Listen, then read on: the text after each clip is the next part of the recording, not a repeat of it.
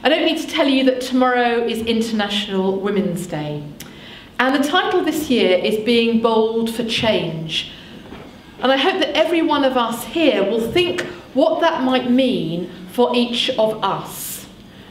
I'm sure that you're very familiar with the United Nations Sustainable Development Goals. 17 goals initiated by the United Nations, and they are about ensuring prosperity for all. So this evening, we're very much focusing on SDG 5, which is about achieving gender equality and empowering all women and girls. We know that if we want a peaceful, flourishing and sustainable world, then gender equality is crucial. It is, of course, also a human right. And SDG 5 is about ensuring equal access to education, employment, healthcare, and of course equal representation in every level of government. We do know there's been a lot of progress in recent years, but we also know that women and girls continue to experience discrimination and violence in every part of our world. There's obviously a lot we could talk about together this evening, but the idea is to hear a few real stories from a number of different people who will briefly reflect on their particular concerns and illustrate how faith leaders can make a difference. And in doing that, we'll be celebrating women who are bold for change. So I hope this evening will not only inspire you, but will challenge each of us about how to be bold for change when it comes to gender equality. I hope there'll be the opportunity for new relationships to be forged, that we might, if you like, get better levers for change between us.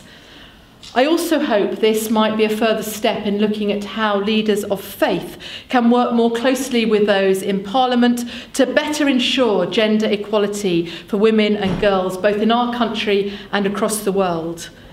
Before I introduce our first speaker, Lord Bates, I'd like to share a few personal reflections of my own. For me, it's been a privilege, it's been humbling, daunting, to be the first female diocesan bishop in the Church of England and to be welcomed here as the first female Lord Spiritual. I'm delighted it didn't take long for Bishop Christine, the Bishop of Newcastle, to come here too. And it's wonderful that Mazoon is now living in Newcastle. Frequently over the past year, people have asked me what it is like to be a trailblazer. And I've often said I don't feel like a trailblazer. That's not trying to be self-deprecating. And having just heard what Mazoon said, though, I do actually feel quite feeble.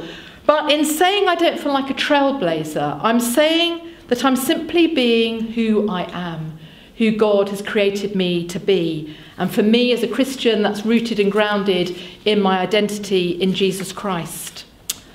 Yesterday afternoon, I returned from India. I'm feeling slightly jet-lagged.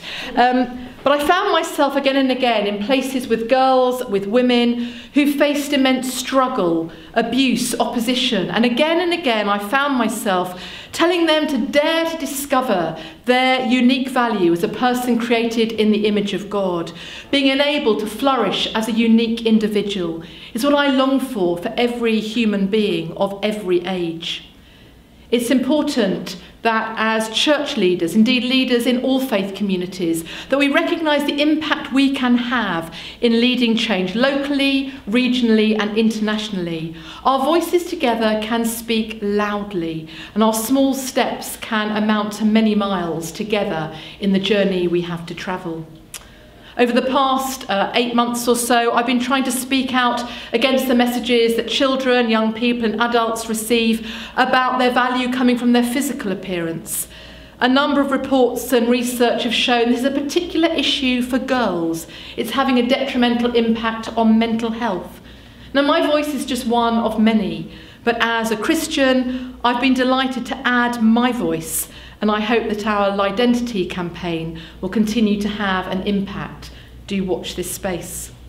I've also learned that I need to use my influence locally where that's possible, and in a little while we're going to hear from the Nelson Trust and some joint work we're now doing in Gloucestershire.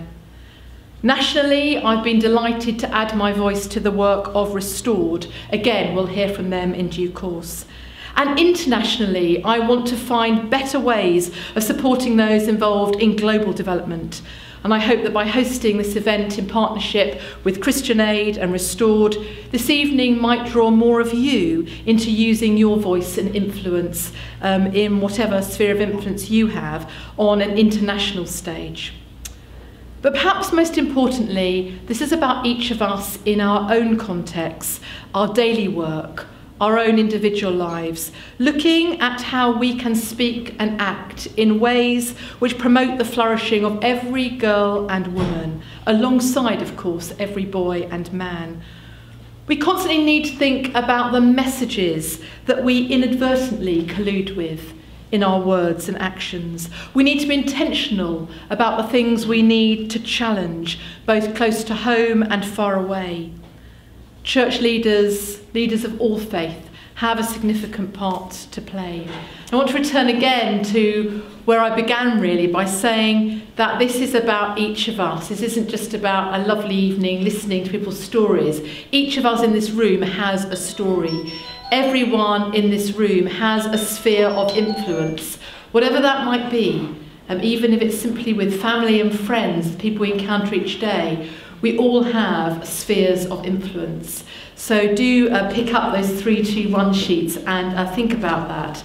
As I said, for me as a Christian, as a follower of Jesus Christ, that is my motivation for saying, actually, God is a God of relationship and transformation. I cannot keep silent. And as someone who has the privilege of being a bishop, what does that mean? How do I actually use my voice and my actions?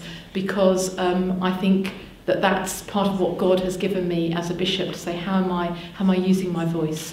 How am I acting and being bold for change? I've got a lot to learn. We've all got a lot to learn in this room. So thank you to all of our speakers. Thank you to all of you who are here. There's now about 45 minutes to get through.